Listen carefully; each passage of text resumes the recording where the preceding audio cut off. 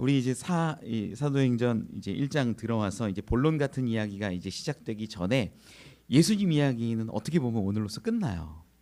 사도행전은 아주 짧게 있는 이야기죠. 예수님이 부활하셔서 당신을 드러내시고 하나님 나라의 일을 말씀하시고 제자들과 이렇게 여러 차례 교제하신 다음에 승천하는 장면. 이제 끝나요. 예수님 안 나와요. 물론 이제 마음 가운데 어떤 성령의 감동으로 만나 주실 때도 있겠지만 예수님은 이제 끝나는 거예요. 여러분 굉장히 중요한 이야기겠죠. 오늘까지 사도행전을 조금 정리해 보면 이런 겁니다. 예수님의 관심, 중심, 핵심, 주제는 어디에 있었냐면 하나님 나라에 있었어요. 우리가 그걸 사도행전을 통해서 분명히 알게 되는 거예요. 그냥 단순히 우리의 구원에만 있었냐? 아니죠. 구원은 하나님 나라를 이루어가기 위한 과정에 있었을 것으로도 사도행전을 통해서 보면 그렇게 분명하게 깨달아진다라는 거예요. 십자가에 그냥 죽어주신 게 아니라 하나님의 뜻을 이루기 위해서 순종하셨고 부활하셨고 우리에게 말씀하시고 가르쳐주시고 사명 주시는 것, 여기까지 연결될 때 예수님이 그 복종하시고 사명을 감당하신 것들이 이제 좀 더 입체적으로 분명하게 우리에게 드러나는 겁니다. 특별히 지난 시간에는 우리에게 어떤 권능과 권세를 주시는데 성령을 기다리고 받으면 권능 권세 받아서 예루살렘과 유대와 사마리아와 땅끝에 이르러 내 증인이 될 것이다 라는 이 사명을 주시는 말씀을 보았는데, 이 사명이 예수님 시대에도 분명히 주셨던 어떤 그러한 권능이었고 힘과 능력, 권세였는데 이 사도행전에 있었던 성령의 임재는 조금 다른 것으로 제가 말씀을 정리해 드렸어요. 어떤 거였냐? 이제 성령의 임재 가운데 주시는 권능과 권세는요, 예수 그리스도의 부활이라는 결코 변할 수 없고 흔들릴 수 없는 그 반석 위에 세워졌기 때문에 우리에겐 힘과 능력이 있는 거예요. 제자들은 그 권세와 권능을 받았음에도 불구하고 나중에 어떻게 해요? 다 도망가지만 이제 우리는요, 부활을 직접 경험한 사람들은 그 권세와 권능 받았을 때 목숨 걸고 이제 복음을 증거할 수 있는 자들이 되었다라는 거죠. 그리고 예수님은, 보이는 예수님은, 만져졌던 예수님은 떠나가시지만 성령은 영원까지 우리와 함께 하신다라는 것. 이것이 우리에게 큰 위로와 힘과 능력이 되어서 성령이 임하시면, 또 예수 그리스도 부활이라는 반석 위에 우리가 서 있으면 두렵지 않은 권능과 권세로 나아가 복음의 증거자들이 된다라는 겁니다. 이제 오늘 본문에 예수님 승천하시는 장면을 보고 함께 은혜를 나누면 좋을 것 같아요. 우리 먼저 9절 말씀 함께 읽고 은혜를 나눠보지요. 시작. 이 말씀을 마치시고 그들이 보는데 올려져 가시니 구름이 그를 가리어 보이지 않게 하더라. 아멘. 이 말씀을 마치시고 예수님이 이제 너희가 예루살렘과 유대와 사마리아 땅끝까지 증인이 되리라 이 말씀을 하신 다음에는 뭐 얘기하셨냐? 말씀을 다 끝나니까 갑자기 그들이 보는 가운데 구름이 그를 가리어 보이지 않게 되었다라고 성경이 기록하는 거예요. 근데 여기서 아주 중요한 이제 어떤 사도행전 기록 가운데 표현을 하나 볼 수 있는데, 이 9절 말씀에 그들이 보는데라고 성경은 기록해. 이제 블레폰이라는 이 헬라어를 쓰는데 보다라는 단어가 굉장히 여러 가지 의미가 있어요. 우리 영어에서도 보는 게 see가 있고 look이 있고 watch가 있어요. 굉장히 주시해서 본다라고 할 때 watch를 써요. 그래서 어디 감시하다 높은 곳에서 이렇게 뚫어지게 쳐다볼 때 watch하는 표현을 쓰는 거예요. TV도 볼 때 어떻게 해요? watch 하잖아요. watching on 뭐 해서 쓰는데 뭐냐면 뚫어지게 주시하면서 똑똑히 볼 때 이런 표현을 쓴다라는 거예요. 그러니까 제자들이 그냥 이렇게 저렇게 여기저기 보고 있다가 예수님이 올라져 가셨네, 뭐 예수님이 가려지셨네 이런 의미가 아니라 제자들은 예수님을 똑똑히 주시하며 계속해서 시선을 두고 있었다라는 것을 확인해요. 이게 어떤 의미냐면요, 예수님이 이제 승천하시고 하나님 나라에 임하셨다라는 것을 증명하는 표현이 된다라는 거예요. 그냥 우리 뭐 이렇게 보는 것도 여러 가지가 있지만 주시해서 보는 사람들은 좀 다르잖아요. 그걸 분명하게 증거할 수 있게 되는 거죠. 지금 이 제자들이 뭐 하고 있었냐? 주시했다라는 거예요. 주시했다라는 거. 그냥 이렇게 보다가 예수님 갑자기 어디 가셨지? 안 보이네. 이런 의미가 아니라 예수님을 바라보고 있는데 그 예수님이 구름 가운데 가려져서 사라져 버린 거예요. 그것을 증명할 수 있는 증명자로서 보았다, 주시했다, 똑똑히 시선했다라는 것을 성경은 기록해내고 있다라는 거예요. 이 제자들은 지금 뭐의 증인이 되냐면 예수님 승천의 증인이 되는 겁니다.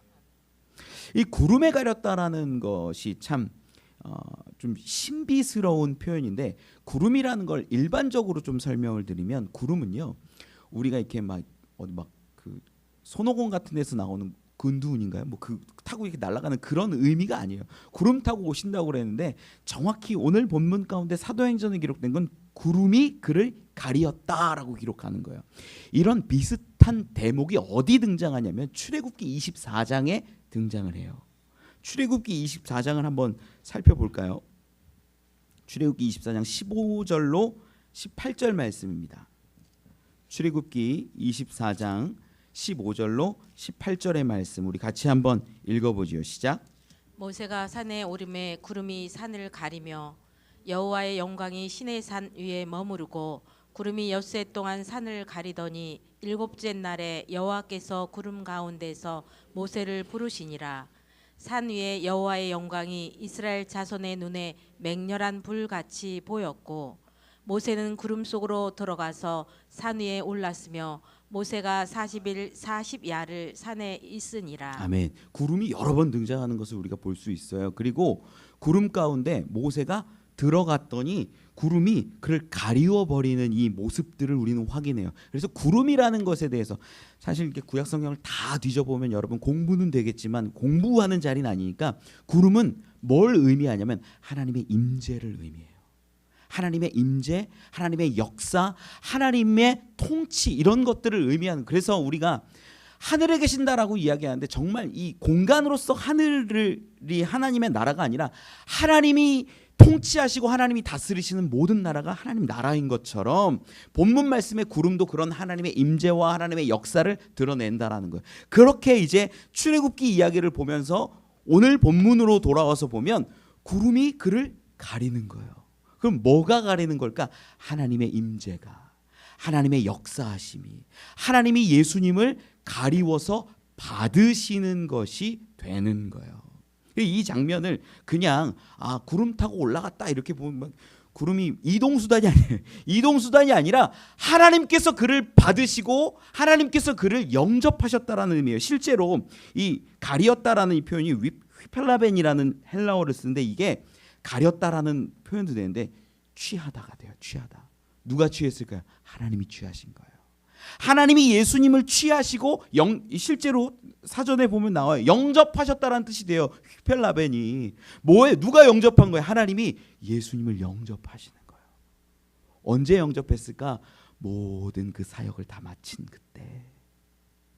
우리에게 가르쳐 주시고 보여주시고 기적도 때로는 주시고 십자가를 통하여서 대속의 놀라운 그 역사를 이루어내셨고, 그뿐만 아니라 부활해서 그 대속을 증명하신 다음에 한 번 더 가르쳐 주시고 다 했어요. 다 했어요. 예수님.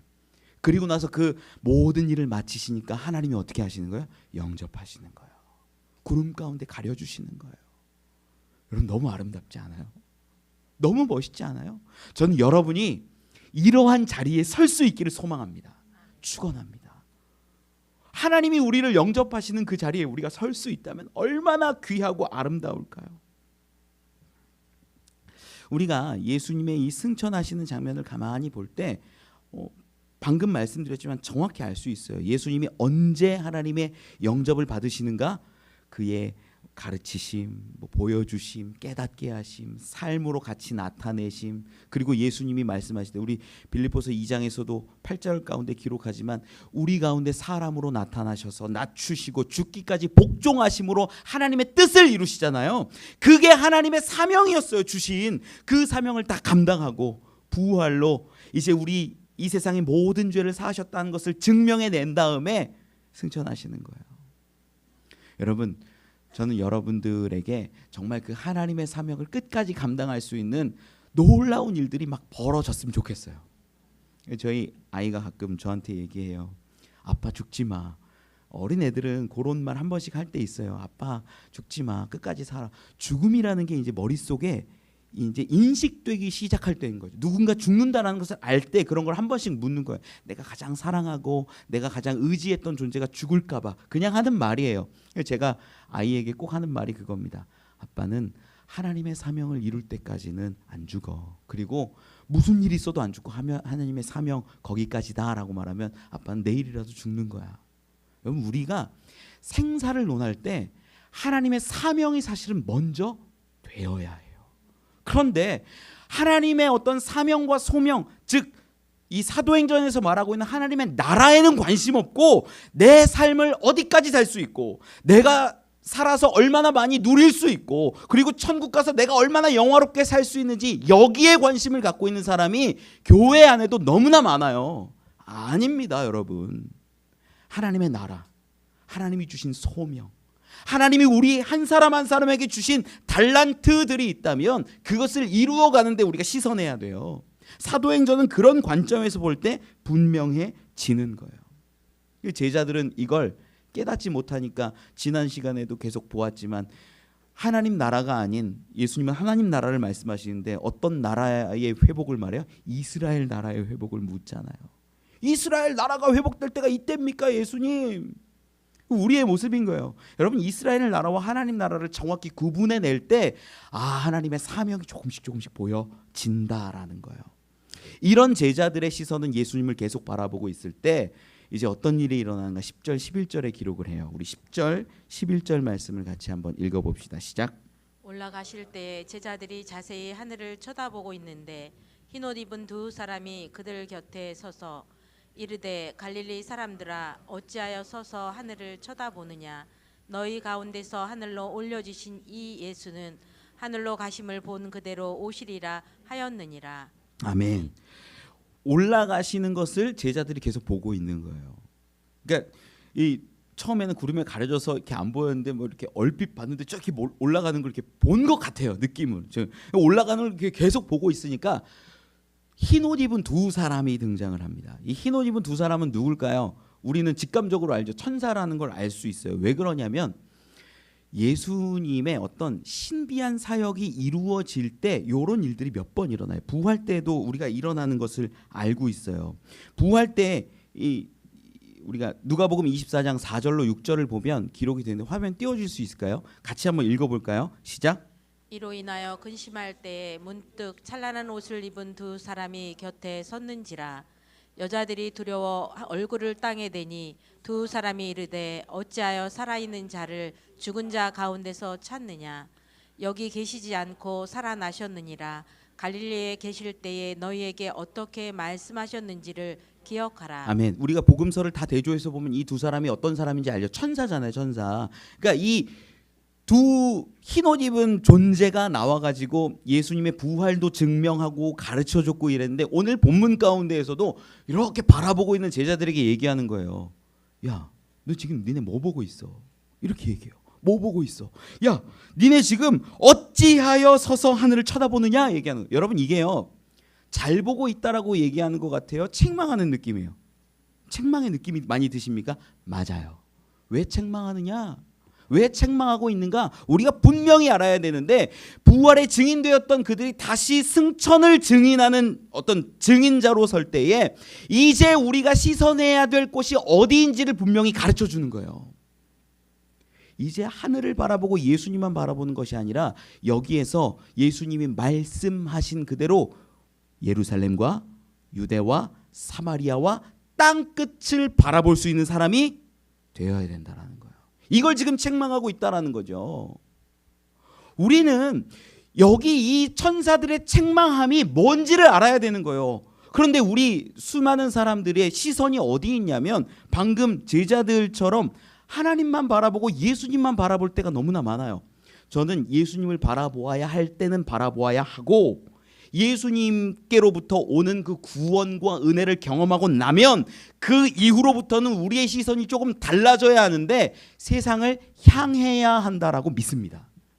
그걸 보여주는 거예요. 그래서 여러분, 사도행전은요 초신자들이 보기에는 좀 어려워요. 왜냐? 내 구원에 대한 내 어떤 신앙에 대한 것들이 분명히 세워지지 않았기 때문에 어려운 거예요. 그런데 복음서를 통해서 우리가 구원에 대해서 분명히 알게 되면 그때부터는 어떻게 살아가야 되느냐? 시선이 달라져야 되는 거예요. 시선이 확장되어져야 되는 거예요.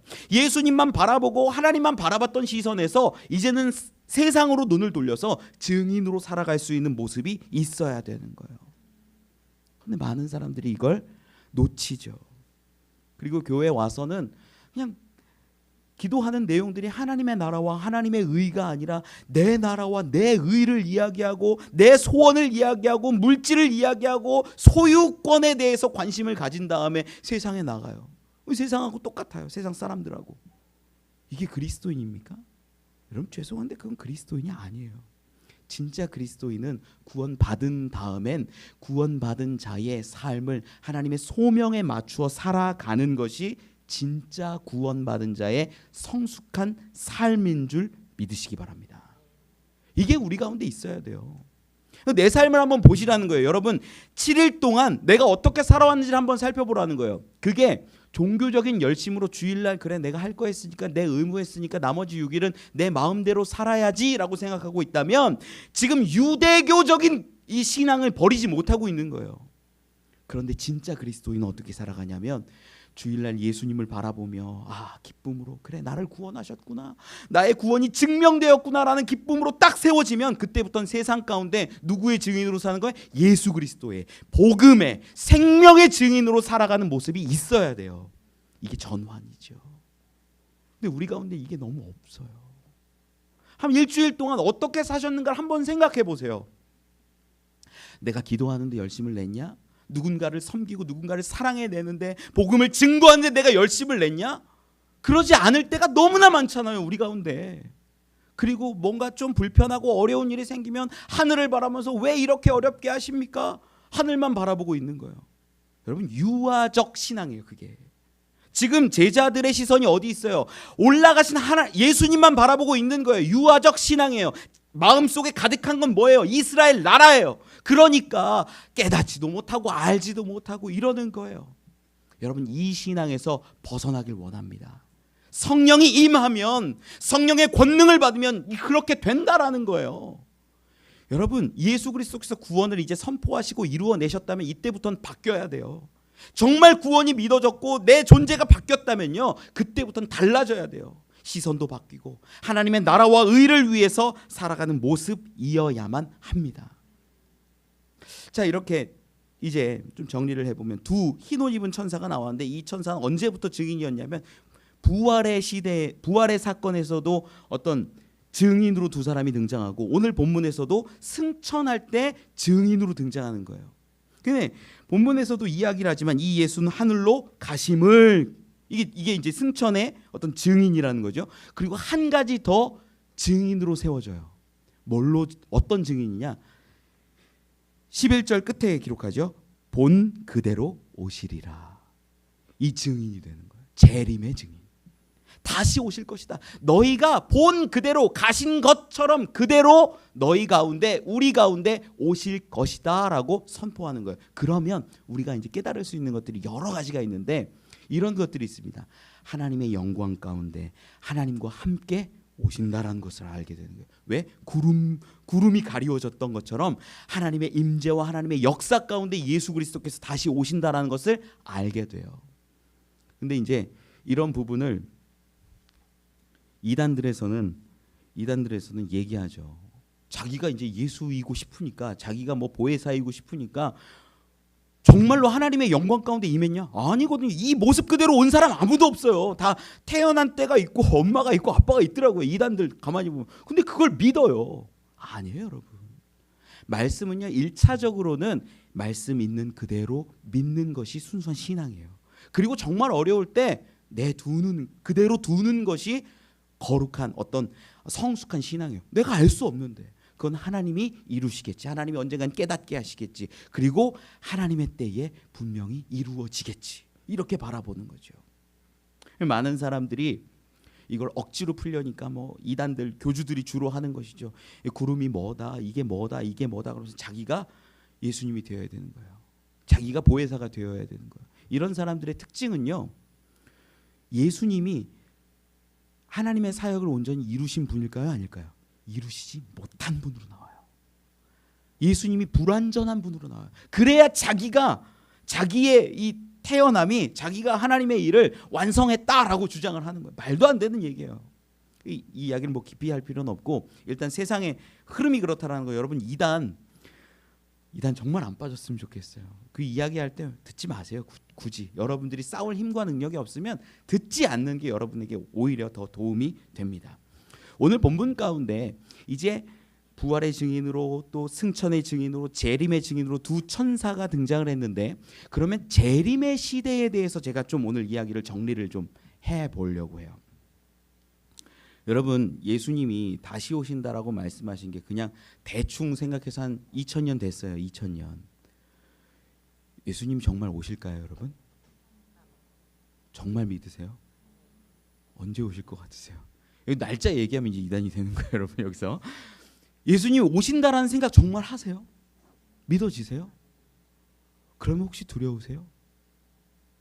편안하세요? 우리가 말세에 대한 이야기를 할 때 조금 불편한 것들이 있는데, 어떤 거냐면 예수님이 다시 오시는 그날은 하나님의 임재와 함께 오시기 때문에, 전에도 얘기했지만 크로노스적인 그 세상의 흐름 가운데 카이로스라는 하나님의 어떤 시간이 딱 개입하시는 시간이라서 끝나는 시간이에요. 말세예요. 종말을 얘기해요. 그런데 이때에 대해서 예수님이 여러 번 얘기하셨는데, 제자들이 이때입니까? 언제입니까? 막 그거 물을 때, 이때는 아버지의 권한에 있기 때문에 알 수 있다 없다? 알 수 없다라고 말씀하신 거예요. 그래서 언제다 말하는 순간 그 이단이 되는 거예요. 예수님도 당신께서 직접 모르신다고 얘기했는데 우리는 어떻게 하냐? 우리는 막 얘기하는 거예요. 어떤 사람들은. 여러분, 다 이단입니다. 그거 알지 못하는 게 맞습니다. 그러면 우리가 말세라는 이야기를 딱 들으면 두 가지로 갈리더라고요. 제가 보니까 어떤 사람은 두려운 사람이 있어요. 두려운 거예요. 정말 마지막 때라고 얘기하니까. 여러분, 내일 모레쯤, 여러분 제가 얘기하는 게 아니라 그냥 가정이에요. 내일 모레쯤 예수님 진짜 오신다고 하면 지금 뭐 하시겠어요? 그냥 이렇게. 내일은 뭐 하시겠어요? 내일은 뭐 하시겠어요? 박정현 씨는 내일 뭐 하시겠어요? 내일 모레 주님 오신다고 하면.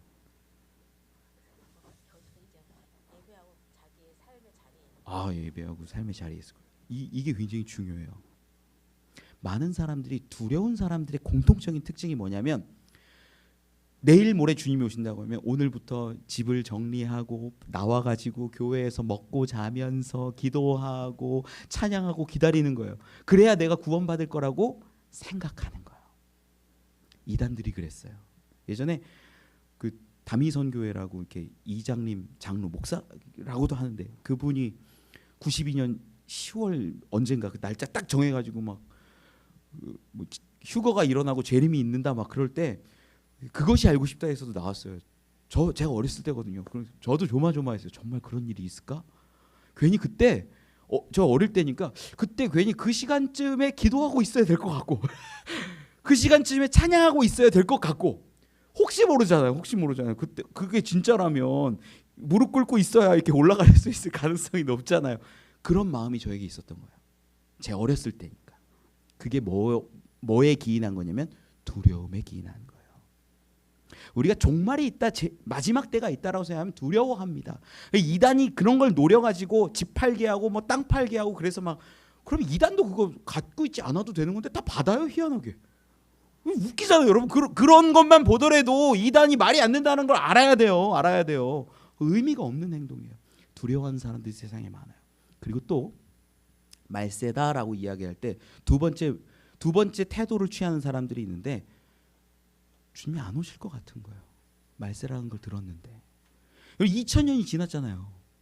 2000년 동안 말세다라고 얘기하는 사람들이 얼마나 많았는 줄 아세요? 세기 말마다 그 사건이 있었습니다. 1900년대에도 있고 2000년이 될 때도 있었어요.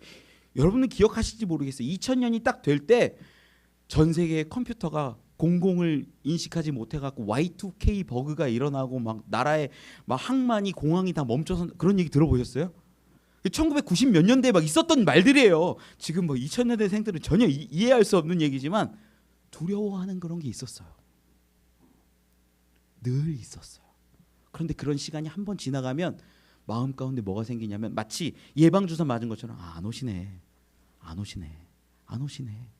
오실 거야. 그리고 심지어 어떻게까지 말하냐면, 나 죽기까지 안 와. 걱정하지 마. 마음대로 살아. 먹고 싶은 거 먹고 놀고 싶은 거 놀고 그렇게 살아도 돼. 안 오셔. 두려움이 살짝 있다가 내가 걱정했던 그 두려움이 사라지는 순간 안 오셔. 걱정하지 마. 두려워하지 마. 안 오셔. 여러분 이런 사람들이 많아요, 적어요? 많아요. 말세라고 이야기했을 때 두 가지로 딱 갈리는 거예요. 두려워하는 사람이 있고 안 올 거야라고 생각하는 사람들이 있습니다. 여러분 그런데 아닙니다. 예수 그리스도는 분명히 오세요. 반드시 오세요. 약속이에요. 그리고 그 약속을 분명히 본 사람들은 두려움도 아니고 안 오실 거라는 그 마음 가운데의 생각도 아니고 그 기대함으로 평안함으로 예수님과 하나님과 동행하며 살 수 있게 되더라라는 거예요. 제가 이 사람의 이야기 모델을 하나 좀 설명을 해드리고 오늘 설교를 좀 정리하려고 하는데, 말세라는 시대에 하나님과 동행했던 사람들에 대해서 좀 이야기를 드려요. 바로 에녹입니다. 에녹 우리가 한두 번쯤은 들어봤지만 자세히는 알지 못하는 사람이에요. 창세기에 보면 5장이 사람들의 계보들이 쭉 나옵니다. 누가 아담부터 시작해서 이제 죽었더라 해서 창세기 5장은 주로 이 죽음의 계보라고 흔히들 이야기합니다. 다 결국은 몇 년을 살지 못하면 1000년을 살지 못하고 죽었다라는 표현이 나와요. 그래서 죽음의 계보고, 마태복음 1장에 이제 비교해서 보면 예수님의 계보는 어떻게 되냐? 나코의 계보예요. 그래서 거기는 생명의 계보라고 흔히들 이렇게 두 장을 비교할 때가 많이 있지요.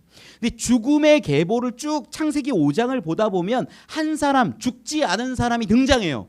죽음을 넘어선 사람이 등장해요. 누구예요? 에녹이라는 사람이에요. 이 사람이 그 죽음이 가득한 시대 가운데, 즉 말세 같은 시대 가운데 어떻게 살아갔는지 이걸 보면 우리가 놀라운 힌트를 얻을 수 있다라는 거예요. 자, 성경을 한번 정리하고 넘어가면 좋겠는데 창세기 5장 한번 살펴볼까요? 창세기 5장 21절로 24절입니다. 우리 에녹에 대해서 한번 좀 찾아보려고 해요. 창세기 5장 21절로 24절 말씀 같이 읽어볼까요? 시작. 에녹은 65세에 무두셀라를 낳았고 무두셀라를 낳은 후 300년을 하나님과 동행하며 자녀들을 낳았으며 그는 365세를 살았더라. 에녹이 하나님과 동행하더니 하나님이 그를 데려가심으로 세상에 있지 아니하였더라. 아멘. 에녹에 대해서 얘기하는데 가만히 보세요. 그 65세에 아들을 낳아요. 아들 이름이 뭐예요, 여러분? 무두셀라라고 기록을 하죠. 그리고 분명히 성경 가운데 기록되는 것이 22절에 보면 무두셀라를 낳은 후 300년을 하나님과 동행하며 자녀들을 낳았다 기록을 합니다. 300년을 몇 년을 동행했대요? 300년을. 그리고 그가 몇 살에 죽었대요? 365세에 죽거든요. 그러니까 300년을 동행했다라고 하면 앞에 있는 65년은 하나님과 동행했어요, 안 했어요? 안 했다라는 걸 아는 거예요. 아니요. 보세요. 정확히 보면 300년을 동행했다라고 성경이 기록하는 거예요. 그러니까 365년의 인생 가운데 65세의 무두셀라를 낳고 그 이후에 300년을 하나님과 동행하면서 살다가 죽었어요, 안 죽었어요? 안 죽는 거예요. 하나님이 그를 데려가시는 장면이 나오는 거죠. 정확히 보셔야 돼요. 그러면 우리가 알게 되는 거예요. 무두셀라가 어떤 놀라운 변곡점이네라는 걸 알 수 있어요. 무두셀라를 낳은 이후에 누구와 동행하는 거예요? 하나님과 동행하는 거예요. 그 전에는 보통 일반적인 사람들처럼 살았을 것으로 보여요. 자기 마음대로. 어떻게 살지는 정확히 알 수는 없죠. 근데 그냥 보통처럼 살다가 어떤 순간 무두셀라를 딱 낳았을 때 그때부터 그의 마음이 변화됐든 그의 마음이 삶이 바뀌었던 어떤 태도가 변했든 하나님과 동행하는 인생으로 바뀌어짐을 우리는 확인한다라는 거예요. 여러분 놀랍죠? 무두셀라라는 이 변곡점이 있어요. 자, 이제 성경을 조금 더 깊이 살펴봤으면 좋겠는데 이 에녹이 예언한 장면이 하나 있어요. 에녹이 예언한 장면이 유다서에 기록이 되어져 있습니다. 유다서는 요한계시록 바로 앞에 있어요. 한번 찾아보죠. 유다서 1장 14절 15절 말씀입니다. 14절 15절 말씀 우리 같이 한번 읽어보죠. 에녹의 예언 말씀입니다. 같이 읽어봅시다. 시작.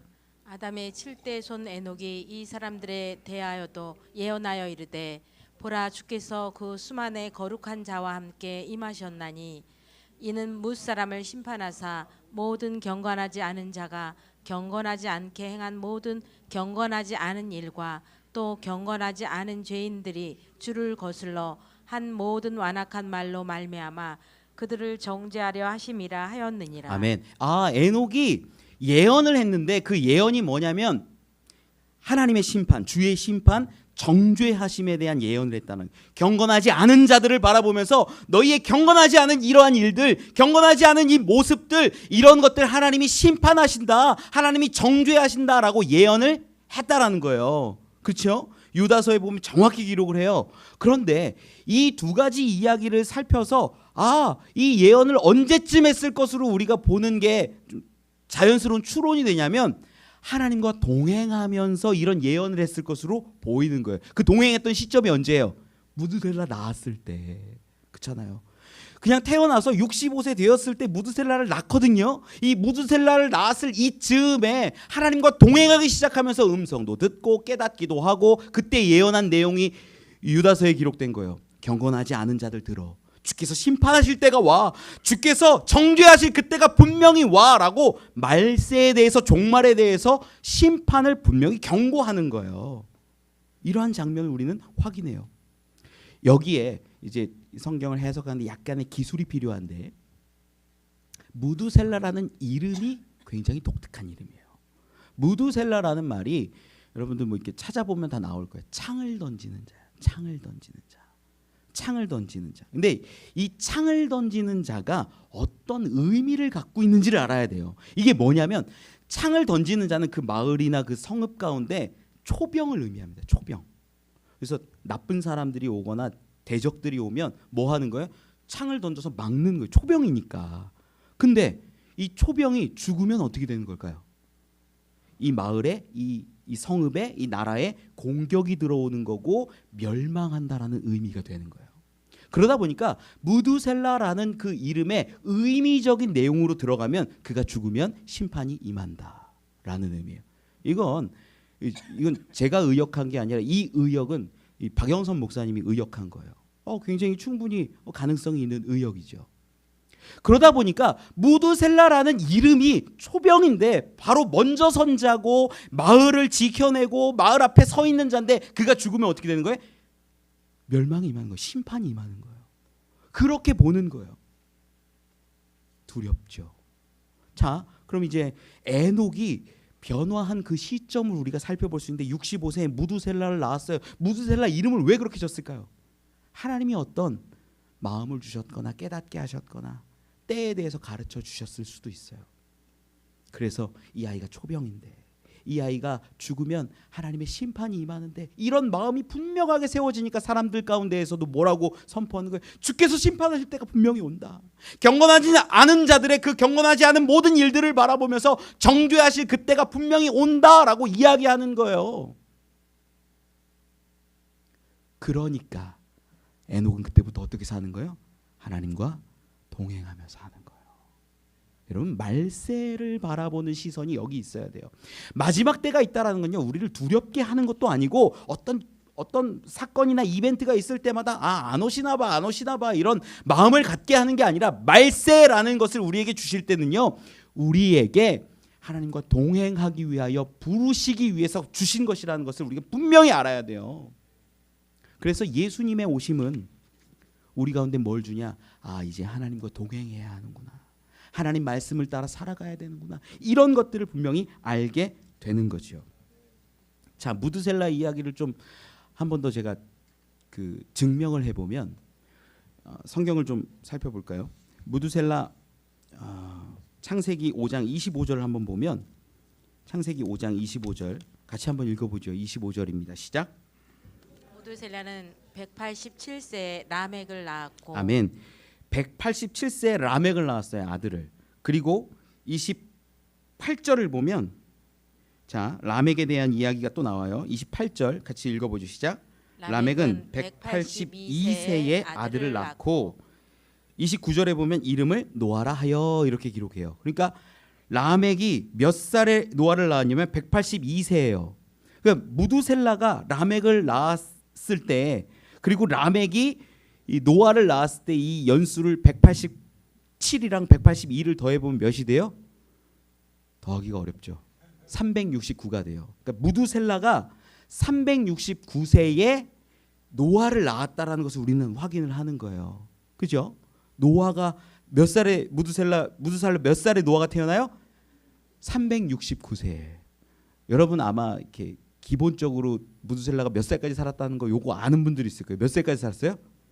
봐봐요. 아시는 분 있잖아요. 성경을 글자로 배우는 분들 많이 이렇게 알고 있어요. 969세에 죽어요. 그런데 창세기 7장 6절을 한번 읽어봅시다. 창세기 7장 6절 시작. 홍수가 땅에 있을 때 요아가 600세라. 아멘. 노아가 태어난 즉 무두셀라 369세 이후에 600년이 지나서 무두셀라가 죽고 그 해에 무슨 일이 일어나는 거예요? 홍수가 일어나는 거예요. 심판이 일어나는 거예요. 성경 재밌죠? 여러분 이건 어떤 이야기냐면 우리에게 두려움을 주고자 하는 얘기가 절대 아니에요. 에녹 같은 마음을 갖기 위함이에요. 안 오실 거다 안 오실 거다 이런 걸 얘기하는 것도 아니에요. 저는 제 설교를 듣고 여러분이 두려움 얻지 않았으면 좋겠고요.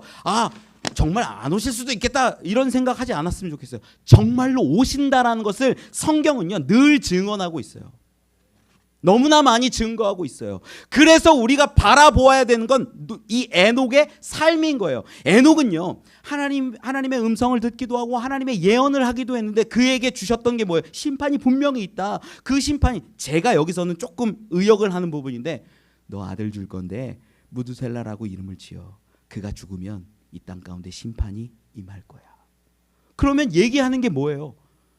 분명히 심판이 있다. 경건하지 않은 자들을 하나님이 정죄하시는 그때가 분명히 온다. 주께서 수많은 사람들을 데리고 심판하러 오실 것이다. 돌이켜라 돌이켜라 돌이켜라 라고 말하는데 사람들은 안 듣는 거예요. 근데 그 즈음 어간쯤으로 보여요. 무두셀라가 정말 태어나네요. 아이가 태어나네요. 딱 태어났는데 이름을 무두셀라로 짓는 거예요. 그러면 여러분 아이는 언제 죽을지 알아요 몰라요? 모르잖아요. 언제 죽을지 모르잖아요. 그러면 그때부터가 뭐가 되는 거예요? 주님이 언제든 오실 때가 된다라는 걸 무두셀라는 이 에녹은 아는 거예요. 이 아이가 만약에 죽는다면 하나님의 심판의 때가 임할 수 있겠다.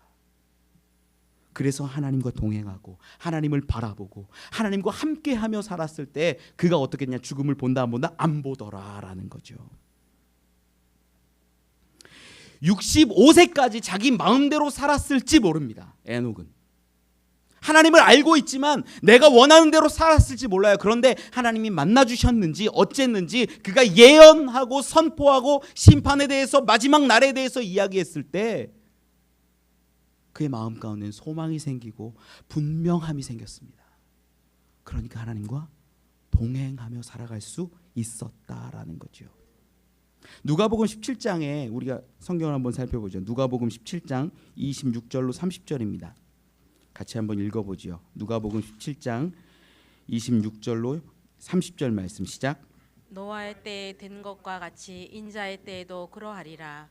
노아가 방주에 들어가던 날까지 사람들이 먹고 마시고 장가들고 시집가더니 홍수가 나서 그들을 다 멸망시켰으며 또 롯의 때와 같으리니 사람들이 먹고 마시고 사고 팔고 심고 집을 짓더니 롯이 소돔에서 나가던 날에 하늘로부터 불과 유황이 비오듯 하여 그들을 멸망시켰느니라. 인자가 나타나는 날에도 이러하리라. 예수님이 말씀하신 마지막 때에 대해서 분명히 예수님이 하시는 얘기예요. 뭐냐면 노아의 때처럼 살고 롯의 때처럼 사는 사람들이 있지만 이렇게 살지 말아라 라고 가르쳐 주시는 거거든요. 여러분 먹고 마시고 장가들고 시집가고 뭐 사고 파는 게 잘못됐어요? 아니잖아요. 이건 죄가 아니잖아요. 이건 결코 잘못된 게 아니에요. 그런데 그때의 사람들을 가리켜서 뭘 얘기하고 있냐면 하나님을 바라보지 않고 이것에만 몰두하는 사람들에 대해서 예수님이 말씀하는 거예요. 하나님 나라를 바라보지 않고 하나님의 뜻을 바라보지 않고 내가 먹고 마시는 것에만 오로지 관심을 쏟고 있는 사람들. 이 시대 보면요, 저는 SNS를 안 합니다. 안 봐요. 그런데 뭐 얘기 들어보는 건 뉴스를 통해서 그 SNS도 이렇게 액자를 통해서 보는 거지만 사람들이 막 자랑을 한대요. 나 명품 샀다, 오마카세 먹었다, 뭐 했다, 어쨌다. 먹고 마시고 그것이 나의 자랑이 되어가는 인생들이 너무나 많다라는 거예요. 이 세상에. 그렇게 살지 말라는 거예요. 그리스도인들은 누구와 동행하고 하나님과 동행하고 예수 그리스도와 동행하고 하나님 나라를 바라보면서 살아야 되는데, 이 말세를 그렇게 지내야 되는데 수많은 사람들이 세상에 보이는 것들에만 집중하여 사는 것, 그것이 잘못됐다라고 예수님이 가르쳐 주시는 거예요. 저는 여러분들이요, 이 예수님의 말씀을 마음에 새겼으면 좋겠어요. 저 정확히 말씀드려요. 먹고요, 마시십시오. 집도 좋은 집에 사시고요, 잘 사십시오. 사고 팔기 하십시오. 그러나 여러분 가운데 본질적인 건 놓치지 마십시오. 주님의 나라가 분명히 임한다라는 것, 주님의 때가 분명히 다가오고 있다라는 것, 예수 그리스도가 나를 살리셨다라는 것, 이게 우리에게 본질이잖아요. 이걸 놓치는 순간 세상 사람들과 동일하게 살아가게 되는 거예요. 먹고 마시고 장가들고 그것에만 집중하고 그것을 위해서 살아가는 모습, 여러분 아닙니다. 이제는 바뀌어야 돼요. 이제는 생각이 달라져야 돼요. 세상과 더불어 살지만 세상과 더불어 살아가면서도 하나님을 바라보고 하나님을 시선하여 하나님과 동행하는 삶이 되었으면 좋겠습니다. 그러면 그러한 사람은 예수님이 말씀하신 것처럼 죽어도 살 것이요 산 자는 영원히 죽음을 보지 않는다는 그 말씀이 우리 가운데 분명히 이루어질 것을 믿습니다. 에녹이요, 대단한 게 아니에요. 에녹이 하나님과 동행하니까 그 인생이 영원한 삶이 되었던 것뿐이에요. 우리 가운데는 무엇이 우선순위에 있습니까? 많은 성도들을 보지만 우선순위에 하나님의 나라가 있는 사람 많이 못 봅니다. 너무 속상해요. 목사님들 똑같습니다. 목사님들도 정말 하나님의 나라가 우선순위 1번에 있느냐? 아닌 분들 솔직히 많습니다. 저도 많이 그랬습니다. 지금은 조금씩 달라지는 거예요. 하나님의 나라가 1번이 되어야 하는 거예요. 하나님의 나라를 위해서라면 때로는 참고, 하나님의 나라를 위해서라면 때로는 열심을 내고 힘들고 지쳐도 하나님의 나라를 위해서라면, 그게 우리의 시선이 되어야 하고, 그렇게 살아갈 때 하나님이 우리와 동행하시는 줄 저는 믿습니다. 말씀을 맺습니다. 골로새서 3장 1절 2절에 보면 이렇게 기록을 해요. 성경 한번 띄워줄 수 있을까요? 같이 한번 우리 이 부분 읽어볼게요. 골로새서 3장 1절 2절입니다. 시작. 그러므로 너희가 그리스도와 함께 다시 살리심을 받았으면 위의 것을 찾으라. 거기는 그리스도께서 하나님 우편에 앉아 계시느니라. 위의 것을 생각하고 땅의 것을 생각하지 말라. 아멘. 그리스도인에 대해서 분명히 이야기해요. 그리스도와 함께 다시 살리심을 받았다면, 그리스도인이라면, 그리스도로 생명을 얻은 사람이라면 우리의 시선이 어디에 있어야 하는지를 분명히 증명하는 것입니다. 여러분, 땅의 것에 너무 신경 쓰지 마세요.